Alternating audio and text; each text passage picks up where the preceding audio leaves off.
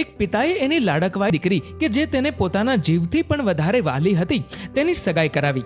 છોકરો ખૂબ સારો અને સંસ્કારી હતો એટલે છોકરીના પિતા પણ ખૂબ જ ખુશ હતા. વેવાઈ પણ માણસાઈવાળા હતા એટલે છોકરીના પિતાને માથા પરથી એક સારો જમાઈ શોધવાના કામમાંથી હળવાશ થઈ ગઈ.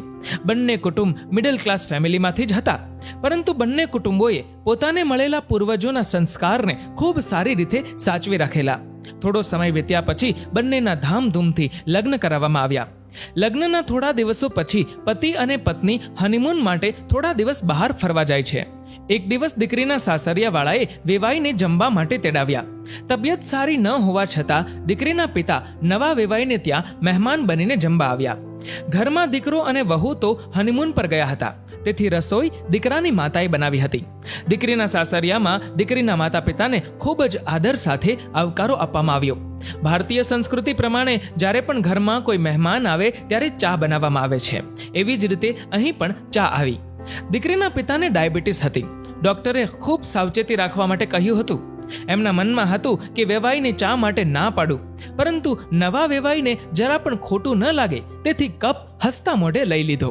પરંતુ ચાની પહેલી ચુસ્કી મારી તો બિલકુલ ઘર જેવી જ ચા, ખાંડ વગરની અને ઇલાયચી નાખેલી.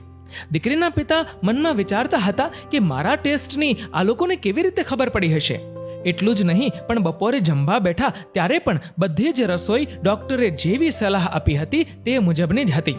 બપોરની આરામની વ્યવસ્થા અને વરિયાળીનું પાણી, આ બધી જ વ્યવસ્થા ઘર જેવી હતી.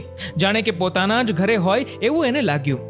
દીકરીના પિતાને સમજાતું ન હતું કે નવા વેવાઈને આ બધી વાત કેમ ખબર પડી. દીકરીના સાસરેથી વિદાય લીધી ત્યારે તેમને પૂછ્યા વગર ચાલ્યું નહીં. તેથી તેઓએ પૂછી લીધું કે મારે શું ખાવાનું છે, શું પીવાનું છે, એના વિશે તમને લોકોને કેવી રીતે ખબર પડી? દીકરીના સાસુએ કહ્યું, અરે ભાઈ, એ તમારી દીકરી. કાલે જ તમારી દીકરીની મારી સાથે વાત થઈ. મેં એને કહ્યું તારા મમ્મી પપ્પાને જમવાનું કરવાનું છે. તમારી દીકરીને તમારી ખૂબ જ ચિંતા છે, એટલે એણે મને લાંબુ લિસ્ટ લખાવવાનું ચાલુ કર્યું કે મારા પપ્પાને ડાયાબિટીસ છે, ચામાં ખાંડ નહીં નાખતા અને એને ઇલાયચીવાળી ચા ખૂબ જ પસંદ છે, એ નાખજો. જમવામાં શું શું ખાવાની ડોક્ટરે ના પાડી છે અને શું ખાઈ શકાય એનું લિસ્ટ આપ્યું અને કહ્યું આમાંથી તમને જે સારું લાગે એ બનાવજો. બપોરે સૂવા પછી જાગે એટલે વરિયાળીનું શરબત પાજો.